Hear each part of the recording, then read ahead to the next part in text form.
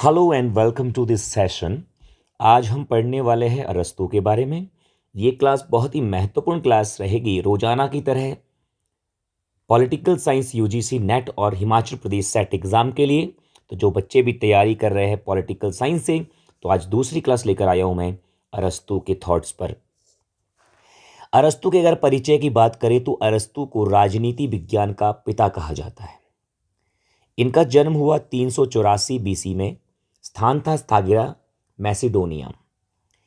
गुरु थे इनके प्लेटो और शिष्य थे इनके सिकंदर महान, अलेक्जेंडर द ग्रेट। सिकंदर महान इन्हीं के शिष्य थे। अरस्तु ने राजनीति को केवल दर्शन नहीं बल्कि व्यावहारिक विज्ञान बताया या बनाया। ठीक है, यानी कि अरस्तु ने राजनीति को व्यावहारिक विज्ञान बनाया, न कि केवल दर्शन मात्र। अरस्तु की प्रमुख रचनाओं की बात करें तो पॉलिटिक्स, राजनीति विज्ञान की आधारशिला। एथिक्स, एथिक्स कौन सी? निकोमेचियन एथिक्स, नैतिक दर्शन। कॉन्स्टिट्यूशन ऑफ एथेंस, जिसमें संवैधानिक अध्ययन किया जाता है। पॉलिटिक्स ग्रंथ के कारण ही उन्हें राजनीति विज्ञान का जनक कहा जाता है। किसे कहा जाता है? एरिस्टोटल को कहा जाता है। राजनीति विज्ञान मास्टर साइंस। अरस्तु ने राजनीति विज्ञान को मास्टर साइंस कहा है, यानी कि सर्वोच्च विज्ञान कहा है। क्यों? क्योंकि राजनीति विज्ञान सभी विज्ञानों को दिशा देता है, ऐसा किसका मानना है? अरस्तु का।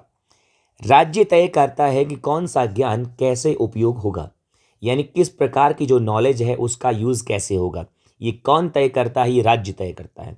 इसीलिए राजनीति विज्ञान जो है इसे क्या माना गया है? इसे माना गया समाज का मार्गदर्शक विज्ञान। अरस्तु द्वारा स्थापित जो संस्था थी उसका नाम था लिसियम। उसका नाम क्या था? लिसियम। जैसे प्लेटो ने जो संस्था स्थापित की थी उसका नाम था एकेडमी, अरस्तु के द्वारा जो स्थापित संस्था थी उसका नाम है लिसियम। अरस्तु ने लिसियम नामक शैक्षणिक संस्था की स्थापना की थी। यह घूमते घूमते पढ़ाया जाता था। इसी कारण अरस्तु के अनुयायी क्या कहलाए? भ्रमणशील दार्शनिक। भ्रमणशील दार्शनिक, पेरिपेटेटिक फिलोसफर, यानी भ्रमणशील। घूम घूम कर पढ़ाया जाता था यहाँ पर लिसियस में। ठीक है, इसीलिए उसके जो अनुयायी है वो क्या कहलाए? पेरिपेटेटिक फिलोसफर, यानी भ्रमणशील दार्शनिक। अगला देखिए आदर्शवाद यानी आइडियलिज्म। और अरस्तु आदर्शवाद क्या है? अरस्तु का जो आदर्शवाद है वो क्या है?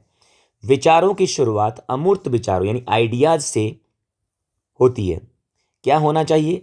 परबल। राज्य और समाज को क्या दी है? प्राथमिकता। आदर्शवादी विचारक कौन रहे? प्लेटो, अरस्तु, रूसो और ग्रीन और हीगल। ये क्या रहे? आदर्शवादी विचारक। अरस्तु प्लेटो की तरह पूर्ण आदर्शवादी नहीं था, बल्कि प्लेटो क्या था? पूर्ण रूप से आदर्शवादी, आइडियलिस्टिक अप्रोच। बल्कि जबकि जो आपके अरस्तु है इनका अप्रोच क्या रहा है? व्यवहारिक आदर्शवादी। ठीक है, ये याद रखना है, आपने भूलना नहीं है। अब बात करते हैं अरस्तु की अध्ययन पद्धति की। Teleological method. अरस्तु ने शुद्धाष्टात्मक पद्धति यानी टेलियोलॉजिकल मेथड का प्रयोग किया है। इनका कहना क्या है कि हर वस्तु का एक पूर्व निर्धारित पर्पस यानी कि उद्देश्य होता है। कोई भी जो वस्तु होती है उसका पहले से डिसाइडेड एक पर्पस होता है। जैसे बीज वृक्ष बनने के लिए होता है, आंख देखने के लिए, राज्य श्रेष्ठ जीवन के लिए। अरस्तु के अनुसार अगर हम बात करें तो किसी वस्तु को समझने के लिए उसका उद्देश्य जानना बहुत जरूरी है। ठीक है, तभी हम उस वस्तु को समझ सकते हैं। ओके, देन अगर हम बात करें राज्य और व्यक्ति के संबंध की, तो अरस्तु ने कहा कि राज्य व्यक्ति का पूर्वगामी होता है। जो राज्य होता है वो व्यक्ति का पूर्वगामी होता है। इसका अर्थ है पहले राज्य बना है, बाद में व्यक्ति बने हैं। क्यों?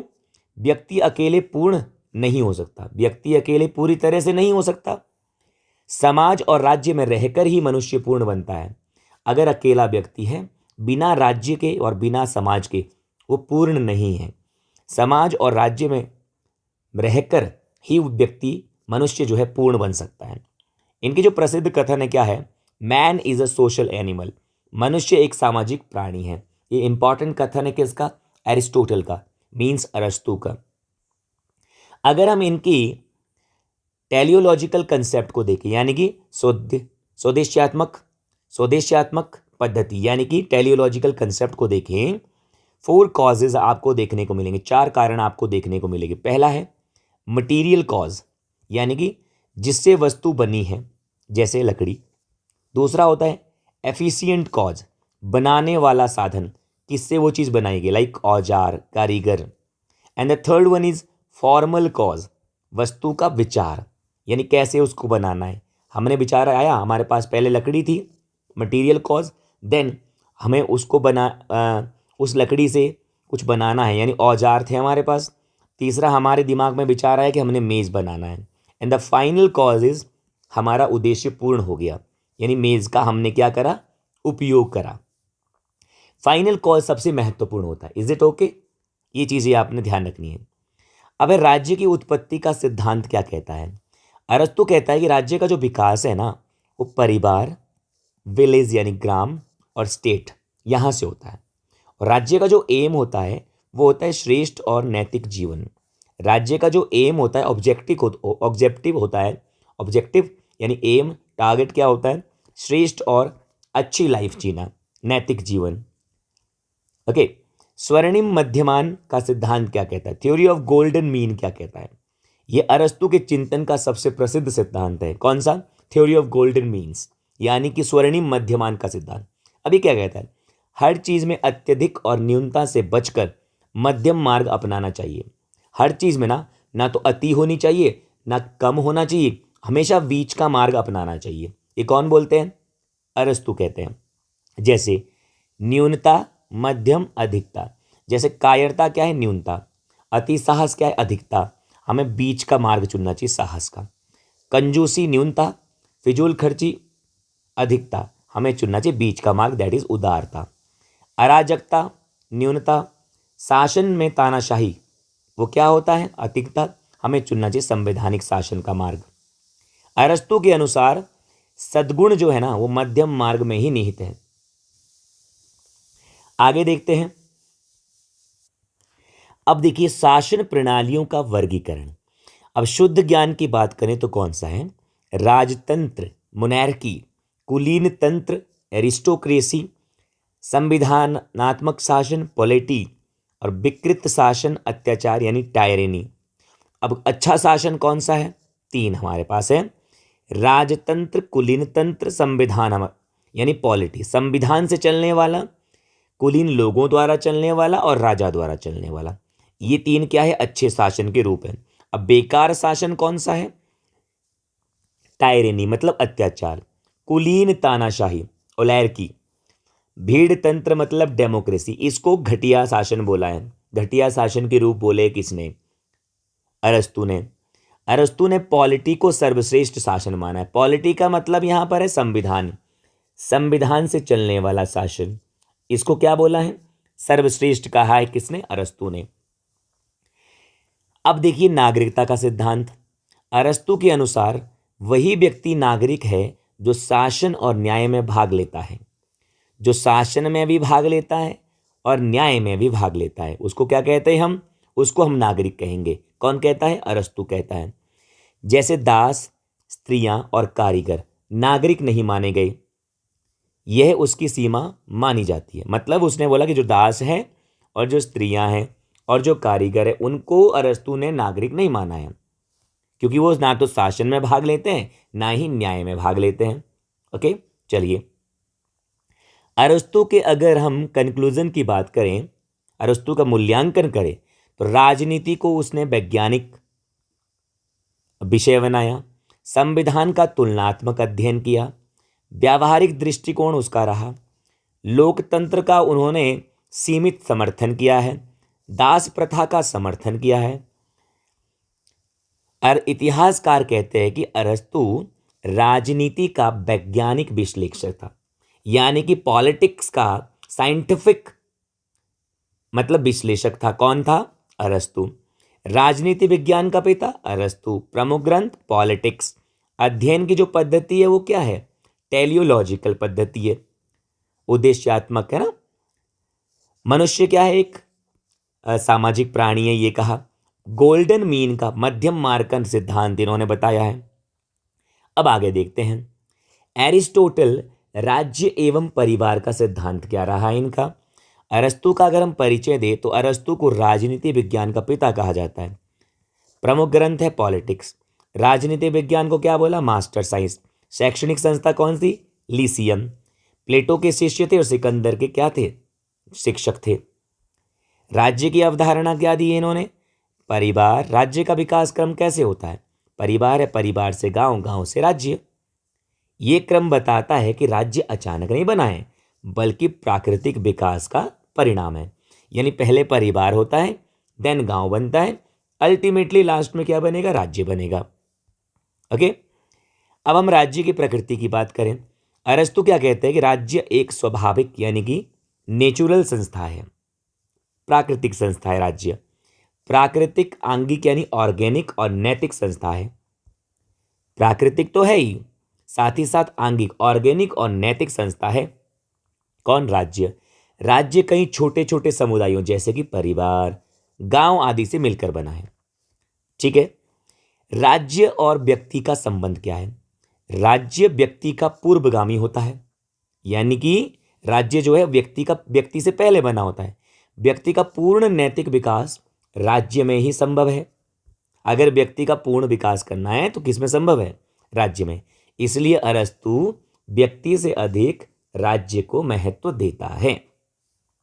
फाइन, आगे देखिए, राज्य का उद्देश्य देखते हैं। राज्य का अस्तित्व जीवन के लिए जरूरी है। जीवन के लिए राज्य का अस्तित्व होना जरूरी है, लेकिन राज्य अच्छे जीवन के लिए बना है। राज्य मतलब बेकार जीवन के लिए नहीं बना है, राज्य अच्छे जीवन के लिए बना है। केवल जीवित रहना नहीं बल्कि श्रेष्ठ जीवन, नैतिक जीवन जीना, यही राज्य का उद्देश्य है। ऐसा नहीं खाली जी रहे नहीं, अच्छा जीवन जीना है, नैतिक जीवन जीना है, यही राज्य का उद्देश्य है। प्रसिद्ध कथन की बात करें, जो व्यक्ति राज्य में नहीं रहता या तो वो पशु है या वो देवता है। समझ रहे मेरी बात को। अर्थ यह है कि सामान्य मनुष्य के लिए राज्य बहुत जरूरी है। जो राज्य में नहीं रहता है, अरस्तु के अनुसार या तो वो पशु है या वो देवता है, सामान्य मनुष्य नहीं है। आंगिक राज्य की बात करें, ऑर्गेनिक थ्योरी ऑफ स्टेट की बात करें, राज्य को व्यक्ति से अधिक महत्व दिया है। राज्य को जो है व्यक्ति से ज्यादा महत्व दिया है किसने, अरस्तु ने। व्यक्ति का जो अस्तित्व है राज्य के भीतर ही है। अगर व्यक्ति राज्य से बाहर है तो उसका अस्तित्व ही नहीं है। राज्य को क्या बोला, एक स्वाभाविक संस्था बोला है। और राज्य को एक ऑर्गेनिक स्टेट किसने कहा है। राज्य को एक आंगिक राज्य के समर्थक कौन कौन है, प्लेटो, अरस्तु, रूसो, हीगल और ग्रीन। ठीक है, आगे देखिए, परिवार का सिद्धांत, थ्योरी ऑफ फैमिली क्या कहती है। परिवार की संरचना, अरस्तु के अनुसार परिवार में कौन होता है, पति, पत्नी, बच्चे और दास। परिवार भी क्या है, एक स्वाभाविक संस्था है अरस्तु के अनुसार। शासन की प्रकृति की बात करें, फैमिली गवर्नेंस की बात करें तो शासन का प्रकार क्या है, पति पत्नी, यह है संवैधानिक। पिता और पुत्र, यह अधिनायकवादी। मालिक और दास, यह निरंकुश। हर सदस्य के लिए शासन का तरीका अलग अलग बोला है। परिवार में भी किसने, पति पत्नी संवैधानिक, पिता पुत्र अधिनायकवादी, मालिक और दास निरंकुश। अब यूनिंग का मत क्या है। यूनिंग कहते हैं पति जब पत्नी को निर्देश देता है तो वो संवैधानिक सलाहकार होता है। ओके, पिता पुत्र को निर्देश देता है, अधिनायकवादी। मालिक दास को निर्देश देता है, निरंकुशवादी। सिंपल, पति पत्नी को निर्देश संवैधानिक सलाहकार, पिता पुत्र को अधिनायकवादी, मालिक दास को निरंकुश। अगला देखिए, राज्य और परिवार में क्या डिफरेंस है। What is the big difference between the state and the family. अरस्तु का क्या मत है, राज्य को नागरिक पर शासन, राज्य का नागरिकों पर शासन जो है वो बराबर नहीं है। मतलब राज्य का नागरिकों पर शासन अलग है और परिवार में मुखिया का शासन अलग है, दोनों बराबर नहीं है। राजा का जो शासन है वो स्थायी नहीं होता है, परमानेंट नहीं होता है, जबकि पति का पत्नी पर जो शासन है वो क्या होता है, स्थायी होता है। ये कहता है कि जो राज्य का शासन है वो अलग है, परिवार का शासन अलग है। जैसे राजा का शासन परमानेंट नहीं होता, बट पति का पत्नी पर जो शासन है वो स्थायी होता है। प्लेटो से इस बात पर उन्होंने मतभेद किया है। कैसे? प्लेटो क्या कहता है कि राजा का शासन परिवार के मुखिया जैसा होता है, बट अरस्तु ऐसा नहीं कहते। अरस्तु बोलते नहीं, ऐसा नहीं है। Is it okay? चलिए, अरस्तु ने राज्य को क्या बोला है? नैतिक संस्था माना है। अरस्तु ने राज्य को एथिकल संस्था माना है। ठीक है, राज्य व्यक्ति से क्या है? पहले है। राज्य का उद्देश्य है अच्छा जीवन जीना, श्रेष्ठ जीवन जीना।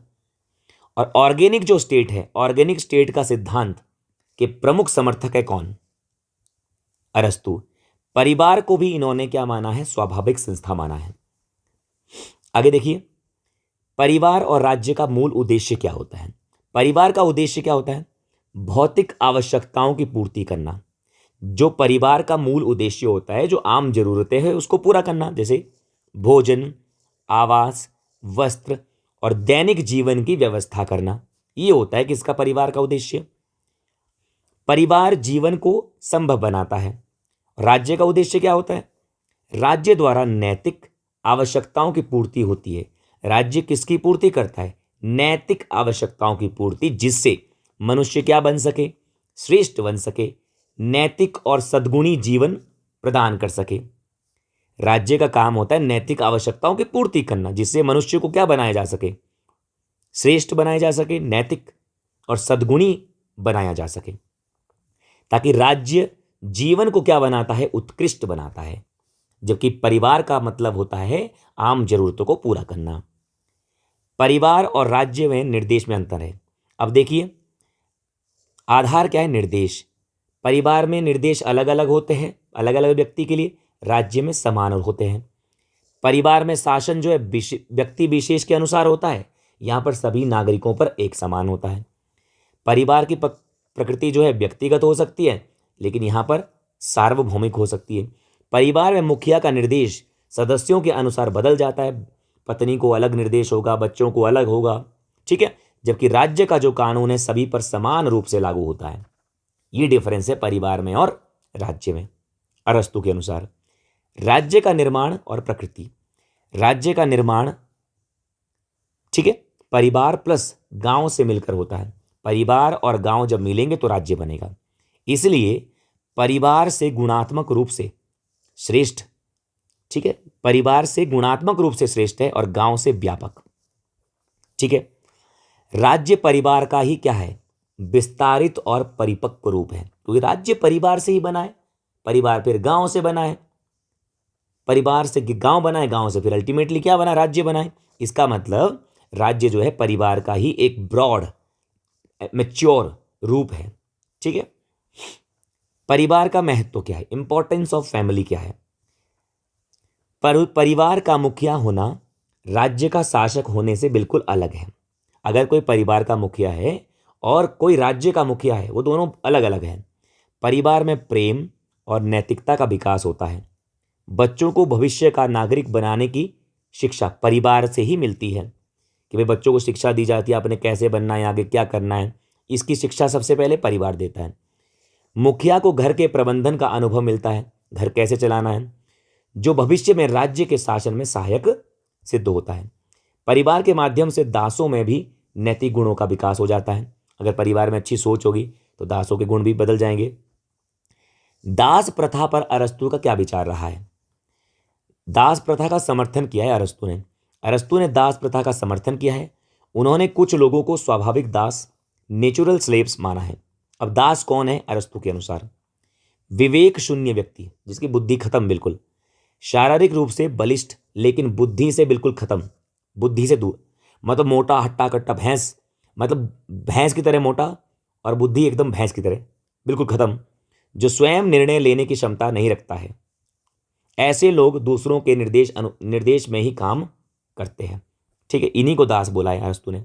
दासों की स्थिति, मनुष्य की जीवित संपत्ति, परिवार का अंग माना है दास को भी। दास प्रथा के समर्थन में अरस्तु के क्या तर्क रहे? अरस्तु ने कौन कौन से तर्क दिए हैं इसके समर्थन में? प्राकृतिक तर्क क्या है? प्रकृति का नियम है कि श्रेष्ठ अधीनों की सहायता करे। ठीक है, जो श्रेष्ठ व्यक्ति है वो अपने अधीनों की सहायता करे, उसके नीचे जो लोग रह रहे हैं। इसलिए दास प्रथा प्राकृतिक है, स्वामी के लिए उपयोगी है। दास घरेलू कार्य करते हैं, स्वामी को राजनीति, शासन और सार्वजनिक कार्य करते हैं में भाग लेने का समय मिल जाता है। जब दास लोग क्या करेंगे? घरेलू कार्य करेंगे, तो स्वामी क्या करेंगे? राजनीति में काम करेंगे, शासन का काम करेंगे और सार्वजनिक कार्य करेंगे। इसका समय मिल जाएगा फिर जब घर में काम करने वाला कोई होगा। अब दासों के लिए उपयोगी क्या है? स्वामी के साथ रहने से क्या होगा? दासों में नैतिकता का विकास होगा, एथिक्स का विकास होगा, उनका जीवन जो है सभ्य बन जाएगा। दासों का भी हित सुरक्षित रहता है। कैसे? नैतिकता के बाद मुक्ति। अरस्तु ने कहा यदि दासों में नैतिक विकास हो जाए तो उन्हें मुक्त किया जाना चाहिए। जब उनकी बुद्धि का विकास हो जाएगा तब उन्हें मुक्त कर देना चाहिए। यह अरस्तु की सोच में मानवीय पक्ष को दर्शाता है। वॉक का क्या मत है? अरस्तु की दास प्रथा में मानवीयता का तत्व मौजूद है। कैसे है? अरस्तु कहते हैं जब तक दास का बौद्धिक विकास नहीं होता है तब तक वो दास है, क्योंकि तब तक वो घरेलू काम करेगा, मालिक को दूसरे काम करने में सहायता मिल जाएगी, पॉलिटिक्स है, ठीक है, और आपके सार्वजनिक कार्य है। तो ये कहता है जब वो बुद्धि का विकास हो जाएगा तब उन्हें छोड़ दो। ये दास प्रथा को आधुनिक दास प्रथा से अलग करता है। अब आधुनिक दास प्रथा और अरस्तु की दास प्रथा में डिफरेंस क्या है? आधुनिक दास प्रथा 18वीं और 19वीं शताब्दी की, अफ्रीका में प्रचलित।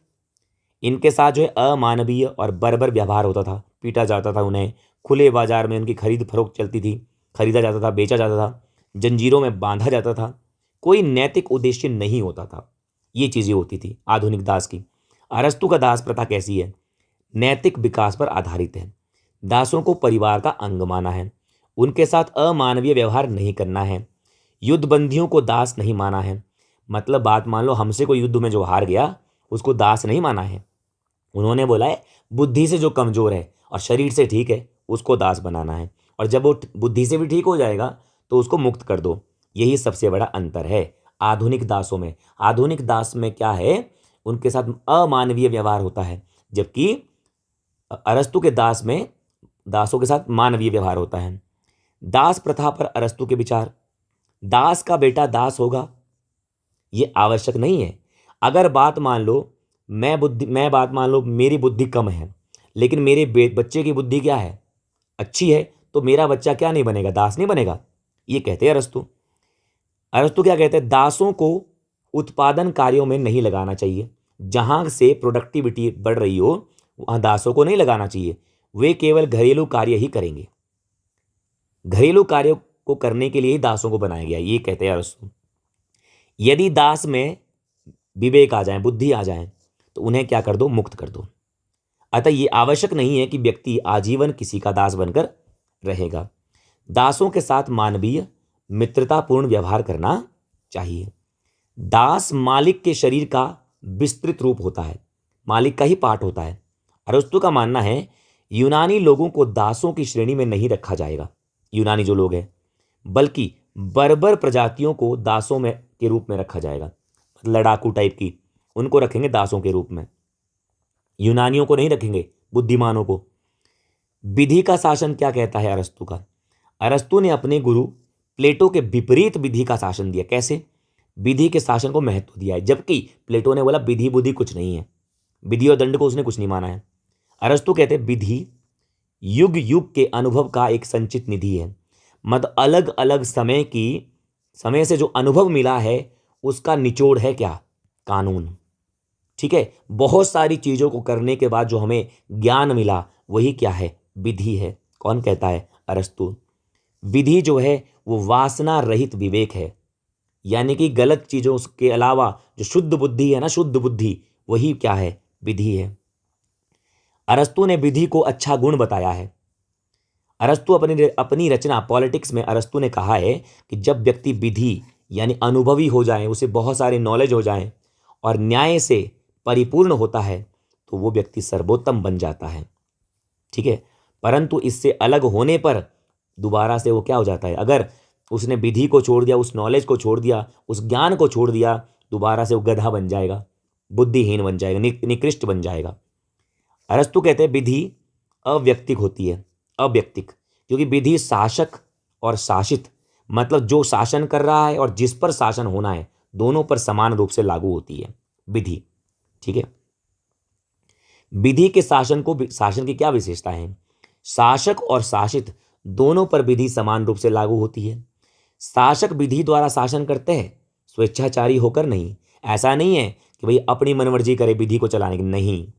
शासन का आधार शासितों की सहमति से होगा, यानी कि जिसने शासन चलाना है, जिन पर शासन चलाना है, वो भी पूछ लें कि किस प्रकार का शासन वो चाहते हैं। ऐसा नहीं अपनी मर्जी से कुछ करें। अगला है नागरिकता, यानी कि सिटीजनशिप। नागरिकता की अवधारणा क्या कहती है? अरस्तु की वॉकर क्या कहते हैं? वॉकर कहते हैं कि अरस्तु की नागरिकता की कल्पना करदाता के रूप में नहीं, बल्कि शेयर होल्डर के रूप में है। यानी कि टैक्स देने वाले के रूप में नहीं, बल्कि उसके रूप में जिसके पास अपना अंश है, जिसके पास शेयर खरीदे हुए है, जिसने शेयर खरीद रखे हैं। ऐसा नहीं कोई किसी का गुलाम है। अरस्तु के अनुसार नागरिकता की कल्पना जो है, ऐसा नहीं है कि किसी ने कुछ को देना है, जैसे हमने टैक्स देना है, टैक्स देने वाला नहीं है, बल्कि टैक्स लेने वाला है। ठीक है, जैसे हम कुछ शेयर खरीदते हैं तो हमें उसका लाभ मिलता है ना, वैसे ही लाभ पाने वाला होता है नागरिकता की कल्पना में। नागरिक वही है, अरस्तु बोलता है नागरिक वही है जो सरकार के न्यायिक और प्रशासनिक कार्यों में भाग ले। उसने क्या बोला भाई? दास को उसने नागरिक नहीं माना है, स्त्री को उसने नागरिक नहीं माना है, बुद्धिहीन को नागरिक नहीं माना है उसने, अविवेकशील को। आधुनिक नागरिकता बनाम अरस्तु की नागरिकता, इन दोनों में क्या डिफरेंस है? आधुनिक नागरिकता का मूल आधार क्या होता है? अधिकार। जबकि अरस्तु की जो नागरिकता है, आधुनिक नागरिकता जन्म या निवास से प्राप्त हो जाती है। भाई इंडिया में जो पैदा हुआ है उसको इंडियन नागरिकता मिल जाएगी। लेकिन अरस्तु के अनुसार नागरिकता नहीं होगी। महिलाएं, शिल्पी, बूढ़े और बच्चे, दास और विदेशी, ये अरस्तु के अनुसार नागरिक नहीं होंगे। ये बात आपने बुद्धि में बिठा लेनी है। नागरिकता की विशेषताएं क्या है? अरस्तु क्या कहते हैं? यह प्रकृति का नियम है कि वरिष्ठ, सीनियर जो जूनियर पर शासन करता है, सीनियर जो है जूनियर पर शासन करता है। अरस्तु की नागरिकता कर्तव्य पर आधारित है। जो आधुनिक नागरिकता है वो अधिकार पर आधारित है, जबकि अरस्तु की जो नागरिकता है वो कर्तव्य पर आधारित है। अरस्तु का कहना है नागरिकता की जो मान्यता का आधार है वो नैतिकता होना चाहिए। अधिकार, नागरिकता किस आधार पर मिलनी चाहिए? नैतिकता के आधार पर मिलनी चाहिए, ना कि अधिकारों के आधार पर। अरस्तु नागरिकता, नागरिक के गुण, श्रेष्ठ मनुष्य, संपत्ति एवं क्रांति की बात करता है। अब नागरिकता की प्रकृति कैसी हो? अरस्तु की नागरिकता जन्म या निवास से नहीं होती है। अरस्तु की नागरिकता जो है उनके गुणों के आधार पर होती है, नैतिकता के आधार पर होती है, नैतिकता के आधार पर। ठीक है, ये याद रखना है आपने। राज्य के विधान के अनुसार उसमें परिवर्तन होता रहता है। एक अच्छे मनुष्य के गुण नागरिकों में हो या ना हो ये आवश्यक नहीं है। एक अच्छे नागरिक में शासन करने की क्षमता, शासित होने की क्षमता, मतलब किसी के अंडर में रहने की क्षमता, दोनों होने चाहिए भाई। श्रेष्ठ मनुष्य के गुण क्या है?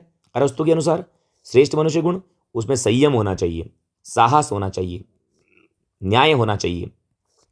एक श्रेष्ठ मनुष्य में क्या बन सकता है? शासक, नागरिक, दोनों के गुण आवश्यक हैं श्रेष्ठ मनुष्य में। श्रेष्ठ मनुष्य के गुण स्थिर होते हैं और उसमें चेंज नहीं होता है, उसमें चेंज नहीं होता है, वो स्थिर होते हैं। संपत्ति क्या बोली है? व्यक्ति का मूल विकास नैतिकता से ही होता है, मतलब नैतिकता पर बल दिया है। नैतिक होना चाहिए व्यक्ति, तभी नागरिकता मिलेगी। नैतिकता आंतरिक होती है, दिल से होती है, अंदर से होती है, आत्मा से होती है। लेकिन नैतिकता के विकास के लिए बाह्य परिस्थितियां बहुत आवश्यक होती है। भले ही नैतिकता आंतरिक होती है, लेकिन नैतिकता का विकास करने के लिए बाहरी जो परिस्थितियां हैं वो बहुत आवश्यक हैं। अब बाहरी परिस्थितियों में संपत्ति सबसे प्रमुख है।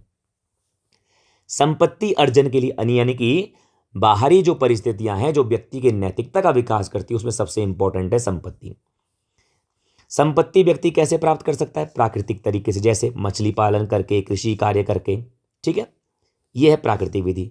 अब दूसरी विधि है शोषण की विधि, और प्राकृतिक विधि को अरस्तु ने सही माना है, वैध माना है, वैलिड माना है। शोषण की विधि है व्यापार, वाणिज्य। इस विधि को, संपत्ति की इस विधि को वैध नहीं माना है किसने? अरस्तु ने। अरस्तु कहते हैं संपत्ति व्यक्ति के व्यक्तित्व का देश और काल में विस्तार करती है।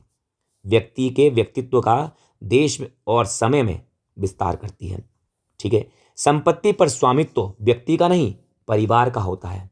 उसकी जो संपत्ति है उस पर अधिकार व्यक्ति का नहीं होता है, उसके परिवार का होता है। अब आता है बेटा क्रांति। अरस्तु ने शासन प्रणालियों के वर्णन के साथ क्या कहा है? शासन प्रणालियों के परिवर्तन का भी उल्लेख किया है। कैसे? अरस्तु कहते हैं शासन प्रणालियों या संविधान में परिवर्तन ही क्या है? क्रांति। अरस्तु कहते हैं शासन प्रणाली में जो हमने और संविधान में जो हमने परिवर्तन करना है वही क्या है? क्रांति है। जैसे कुलीन तंत्र का गुट तंत्र में बदल जाना। कुलीन तंत्र मतलब उच्च कुल के लोगों का गुट तंत्र में बदल जाना वही क्रांति है। क्रांति का मूल कारण, क्रांति का मूल कारण है असमानता, यानी कि समानता की आकांक्षा, विषमता। अब समानता के प्रकार क्या है? निरपेक्ष समानता। ठीक है, जब हमने बोल दिया ये लिमिट है इतनी समानता। दूसरा होता है आनुपातिक समानता। वर्ग और क्रांति दो प्रकार की समानता, एक है निरपेक्ष, दूसरी है आनुपातिक। अब वर्ग और क्रांति, गरीब वर्गों में समान होने की आकांक्षा है, धनिक वर्गों में विषमता बनाए रखना है। गरीबों में आकांक्षा है भाई क्या बनाए, क्या बनाना है? गरीब वर्गों में समानता बनाए रखनी है और धनिक वर्गों में विषमता बनाए रखनी है। इसलिए क्रांति अमीर और गरीब दोनों वर्गों द्वारा होती है। क्रांति के अन्य कारण क्या है? शासक अगर दुष्ट है, दुष्ट बुद्धि का है, उसको लाभ की लालसा रखता है, सम्मान की लालसा, अयोग्य को सम्मान देना और योग्य व्यक्ति को अपमानित करना। अगर दुष्ट बुद्धि का है कौन? शासक। लाभ की लालसा रखता है, सम्मान की लालसा रखता है, अयोग्य है और सम्मान चाहता है और योग्य व्यक्ति को अपमानित किया जाए। अरस्तु की जो क्रांति है उसके कारण, विशेष कारण, रोकथाम और शासन। क्रांति का सामान्य कारण क्या है? शासन करने वाले व्यक्ति अयोग्य हो तो क्रांति हो सकती है। नफरत के कारण भी क्रांति होती है, क्योंकि धनी वर्ग में जनता शासकों से क्या करती है? घृणा करती है। समाज में गरीब और धनी वर्गों में अगर असंतुलन फैल जाए वो भी क्रांति का कारण बनता है। राज्य के किसी एक अंग का आवश्यकता से अधिक शक्तिशाली हो जाना, राज्य के किसी एक अंग का जरूरत से ज्यादा क्या हो जाना? शक्तिशाली, वो भी क्रांति का कारण बनता है। विशेष शासन प्रणालियों में क्रांति का विशेष कारण क्या है? प्रजातंत्र में क्रांति का कारण क्या है? जब कोई लोकप्रिय नेता आम जनता को धनी वर्ग के विरुद्ध भड़काएं और धनी व्यक्तियों के साथ अत्याचार हो, ठीक है, तब जब कोई लोकप्रिय नेता समस्त शक्तियां स्वयं प्राप्त करने की लालसा रखें, दूसरों पर करे अत्याचार और सारी शक्तियां अपने पास रखे, एक कारण यह है प्रजातंत्र के कारण।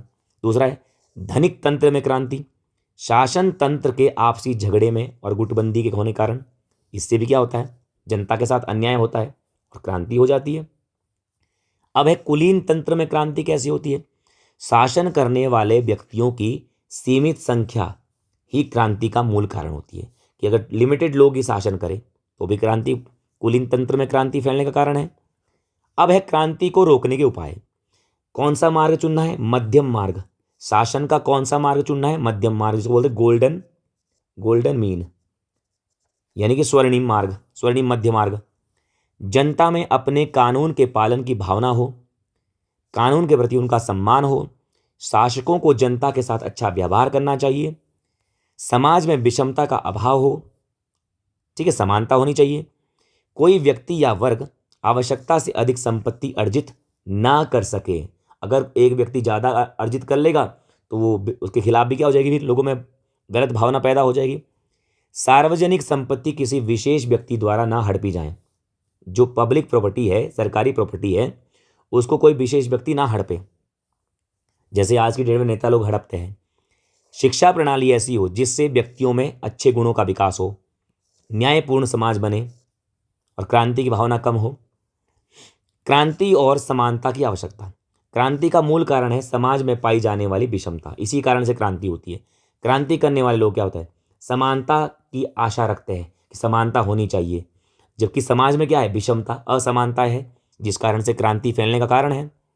समानता की आकांक्षा, धनी वर्ग के लिए अलग गरीब वर्ग के लिए अलग होती है। ठीक है, धनी वर्ग के लिए समानता अलग, समानता का मतलब अलग है और गरीब वर्ग के लिए अलग है उसका मतलब। क्रांति के विशिष्ट कारण क्या है?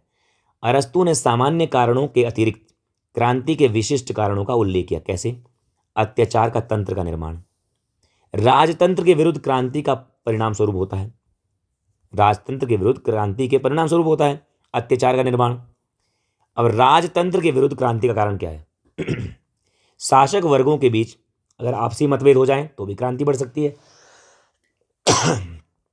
किसी जन आंदोलन नेता द्वारा शासन के विरुद्ध जनता को भड़का दें कि भाई तुम्हारा राजा ऐसा नहीं कर रहा है, इसको भगाओ, इसको हटाओ यहाँ से, तो भी हो सकता है।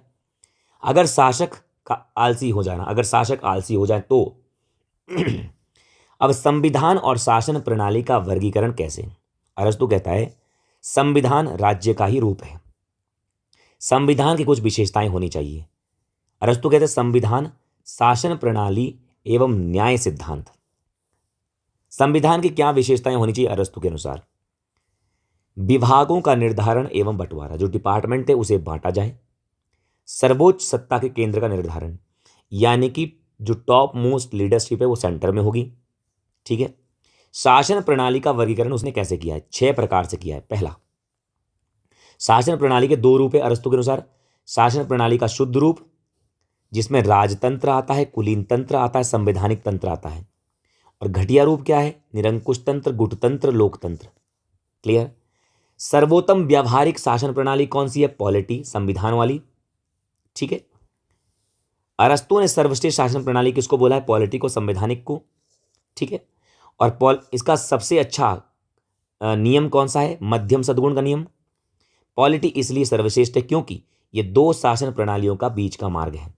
2 शासन प्रणाली कौन सी है हमारे पास? राजतंत्र और कुलीन तंत्र, इनके बीच का मार्ग है।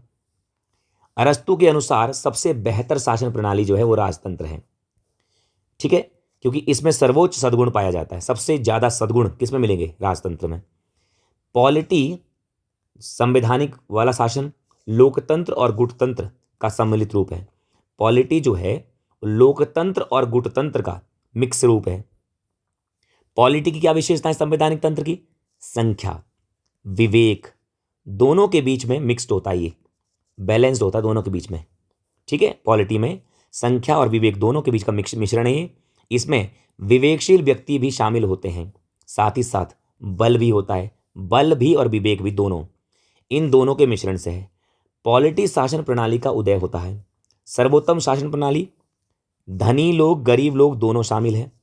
इसी प्रकार पॉलिटी जो है वो अभिजात तंत्र और लोकतंत्र के बीच का मार्ग है। ठीक है। एरिस्टोक्रेसी और डेमोक्रेसी के बीच का मार्ग है पॉलिटी।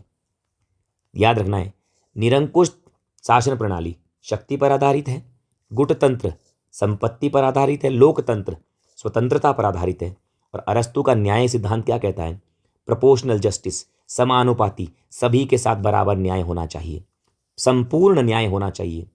ठीक है, संपूर्ण न्याय। ठीक है। चलिए, विशेष न्याय, पर्टिकुलर जस्टिस, संशोधनात्मक न्याय, विधि के अनुसार कार्य न करने पर राज्य द्वारा दंड दिया जाना। उद्देश्य क्या है? व्यक्तियों के आचरण को सुधारना। दंड देकर उनके आचरण को हम सुधार सकते हैं। राज्य द्वारा दंड या शक्ति का प्रयोग करना। अब है वितरणात्मक न्याय, राज्य द्वारा पद देना, सम्मान देना, पुरस्कार देना का वितरण करना। अरस्तु के अनुसार समाज में सेवाओं और पदों का वितरण करना, व्यक्तियों द्वारा समाज में किए गए कार्यों के लिए योगदान निर्धारित करना। समानता का सिद्धांत, यह मैंने आपको पढ़ाया है। समानता, असमानता नहीं होनी चाहिए। असमानता के कारण क्या होता है? क्रांति फैलने का डर होता है। बुक कौन सी है? इनकी जो संस्था है, शैक्षणिक संस्था लेसियस है। बुक मैंने बोली है Athenian politica, constitution of Athens, lesson of metaphysics, returning, dialogue of philosophy, ethics, interpretations, ये बुक्स हैं। और बाकी प्रसन्नता प्राप्त करना मानवीय जीवन का मूल उद्देश्य है। यूनानी भाषा में क्या बोलते हैं इसे? यूडेमोनिया। मनुष्य का जो स्वरूप है वो कैसा है? व्यक्ति एक राजनीतिक प्राणी है। यूनानी भाषा में इसे क्या बोलते हैं? जून पॉलिटिकॉन। यूनानी भाषा में व्यक्ति को क्या बोलते हैं? जून पॉलिटिकॉन कहा जाता है। यूनानी युग में सभी लोग साथ बैठते थे, जिसे क्या बोलते थे? जिसे बोलते एक्लेक्सिया। एक्लेसिया, एक्लेसिया कहते थे यूनानी लोग जो साथ बैठते थे, जिस संस्था को क्या बोलते हैं, विधायिका की तरह, संसद बोलते हैं ना, कानून बनाते हैं वैसे। अरस्तु के आदर्श राज्य की अगर हम विशेषता बताएं, शासन प्रणाली कैसी है, पॉलिटी होनी चाहिए, डेमोक्रेसी और अभिजात वर्ग, डेमोक्रेसी और एरिस्टोक्रेसी के बीच का मार्ग, ना राज्य की जनसंख्या ना अधिक ना कम, ठीक है, राज्य का आकार ना बहुत बड़ा ना बहुत छोटा, बीच का मार्ग ध्यान रखना है, गोल्डन मीन बोलते हैं उसको, गोल्डन मीन, बीच का मार्ग अरस्तु का याद रखना है। राज्य जो है समुद्र के किनारे स्थित होना चाहिए, नागरिकों का जो चरित्र है, बुद्धिमता साहस दोनों का मिला जुला रूप होना चाहिए। तो ये आपका पूरा का पूरा चैप्टर मैंने बताया है, ठीक है। तो अगर आपको वीडियो पसंद आई हो तो चैनल को सब्सक्राइब करें, वीडियो को लाइक करें। धन्यवाद।